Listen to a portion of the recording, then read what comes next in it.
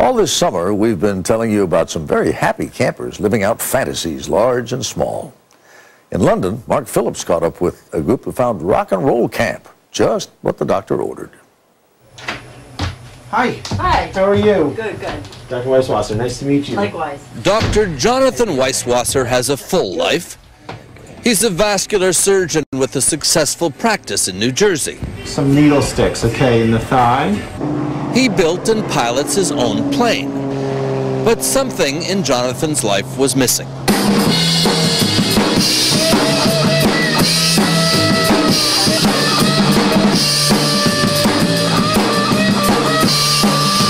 You're a doctor. Yes. You're a vascular surgeon. Correct. Father of two. Yes. And you're spending your time Playing the drums. playing the drums.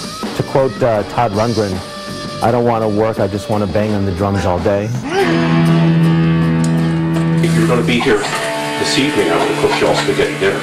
Bill Brooks, computer consultant and family man, also has a full life, but something was missing.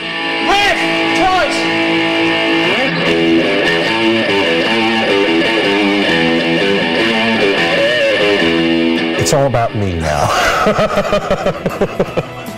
You know, I think that's it. I mean, you get to a point, I'm 53 years old, and I've raised my family, my kids are practically grown, and it's my time. Time to go into a world imagined from the album covers of youth.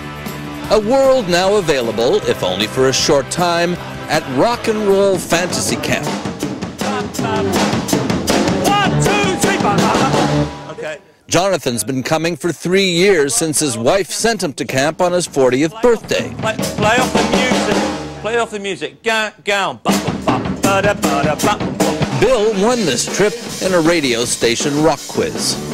Was this you living out your adolescent, or even earlier perhaps, dreams? Yes, without a doubt. When you're a kid, you always have that dream of being a big star, getting up on the stage under the lights, and this is it. For the middle-aged rock and roll fantasist, it doesn't get much better than this. Yeah! Very good.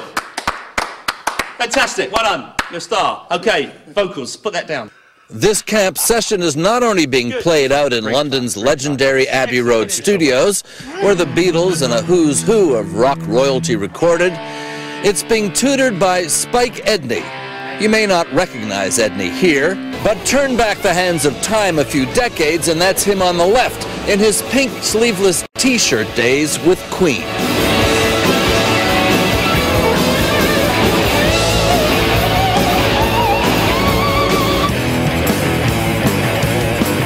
Guys seem to talk about going through some sort of change, some revelation experience or something. Is that what they go through? Is that what you see? Well, you mean like buying a Harley when you're 50 years old? Something like that. Yeah, they go through something.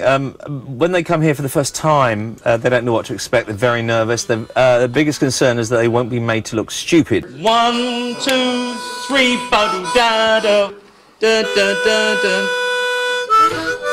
By day 2, they've met their bandmates, they start talking about music, and music is the common thing. So it doesn't matter whether you're a surgeon, or you're on Wall Street, or you drive a bus, whatever it is.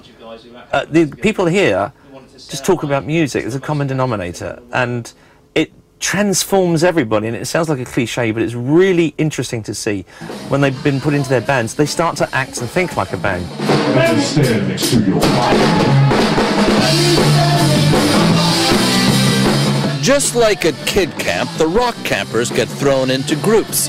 In this case, Jonathan the surgeon and Bill the IT guy are linked up with Vito Francone and James Riccabaron from California. They're taught more than just how to play better. Too fancy. They get a crash course in rock stagecraft. You've got to break away all the other things that make them an amateur and instill in them the principles that professionals have. Keep it simple. 5 people can go on stage and play something very simple. It's so gratifying. They go on stage and they're all showing off and not playing together. It's horrible and they will be underwhelmed. And the audience knows when you're bluffing and you don't know it. They can tell instantly. And they can also tell when people are having a great time and are on top of their game. God, the times I've walked down these stairs. The times I've been carried out. The times I've been carried up, kicked down these stairs. The camp experience wouldn't be complete without a session with the real thing. Legend is entering the room. Stand to attention. 1, 2, 3, 4. The legend is Jack Bruce. Again, tough to spot now, but memorable in his prime with Ginger Baker and Eric Clapton in Cream.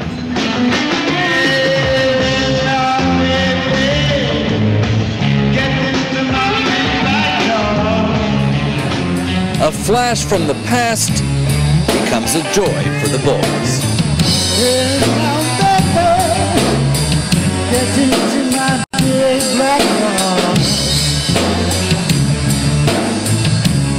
Play with Jack Bruce. Phenomenal.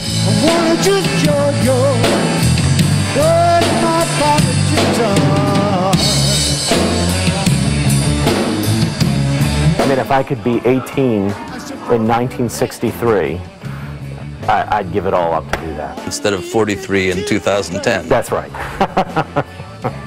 18 in 1963 in London. For the old rockers, besides a pension top-up, there seems to be some satisfaction in it too.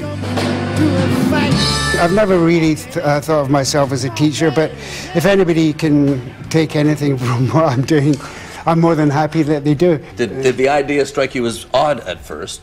That people with other established careers would want to take time out to do No, because I mean, I'm going to brain surgeon camp next week, and I get to, you know, to do some of that. So it's only fair that I'm doing this, you know, fair exchange is no robbery. And if you're going to have the complete rock and roll nostalgia experience, it may as well end here in Liverpool, in the Cavern, where a band called the Beatles used to play.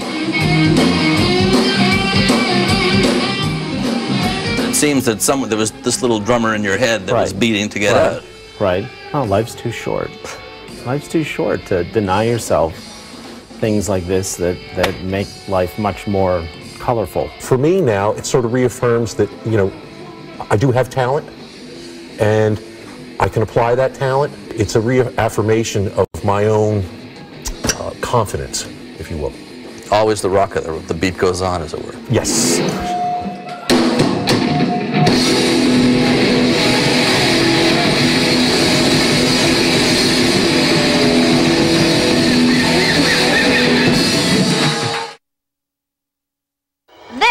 It's Project Runway.